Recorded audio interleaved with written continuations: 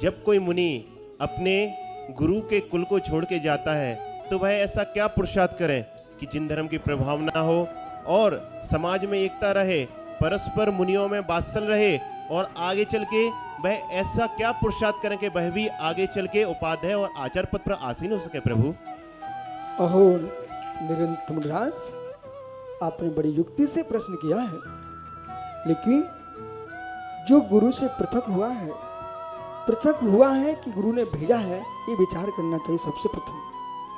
जो पृथक होके जा रहे हैं वे तो पदों की इच्छा रखते रहे पर गुरु के हाथ से पद पा सकने हैं, पर जिनको गुरु ने भेजा है वे गुरु से पृथक नहीं हुए हैं, जिन शासन की प्रभावना के लिए आगे जा रहे हैं और समाज में अखंडता, समाज में एकता के लिए सबसे प्रथम दिगंबर मुनि की जो प्रभावना का बिंदु है, अपने निर्दोष चर्या का पालन करना, समाज में साधु बन के जाना, हठग्राही बन के नहीं जाना। समाज को प्रेरणा दे सकते हो धर्म की, पर प्रेरणे की जरूरत नहीं है। समाज को धर्म की प्रेरणा करें लेकिन प्रेरे ना।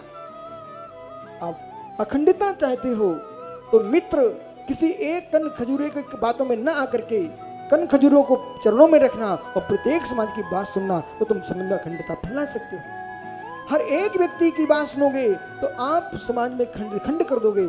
इसलिए तुम्हारा दायित्व है धर्म उपदेश करो, आहारचर्या करो और मित्र भगवान की आराधना करो। इससे जिन शासन की प्रभावना होगी, श्रुत का अध्ययन करने से और पठन पाठन करने से संसार के जगत के प्रपंचों से दूर रहेगा। जीव आगम ग्रंथों का स्वाध्याय करेगा, कुशल ज्ञाता वक्ता बन जाएगा, यतियों में श्रेष्ठ होगा, वो जीव उपाध्याय पद को प्राप्त कर सकता है। और जिस जीव ने पंचाचार का निर्दोष पालन करना सीखा है, देश कुल जाति से शुद्ध है, अपने गुरु की आज्ञा में रहता है, गुरु उसको समझेंगे योग्य तो गुरु अपने हाथ से स्वयं उसको आचार्य पद पर आसीन कर देंगे। आचार्यत्व के माध्यम से कल्याण नहीं होगा, आचरण से कल्याण होगा। इसलिए जब अपना कल्याण करने की दृष्टि जिसके पास है वो दूसरे का भी कल्याण कर सकता है। जो आत्महित करने की समर्थ नहीं रखता है वो दूसरे का हित भी नहीं कर सकता है। इसलिए अहो प्रणव सागर जी, आपको चाहिए है आप प्रभावना करो, आराधना करो और आचरण का विचार न करके आचरण का विचार करोगे तो आचरण को प्राप्त कर लोगे।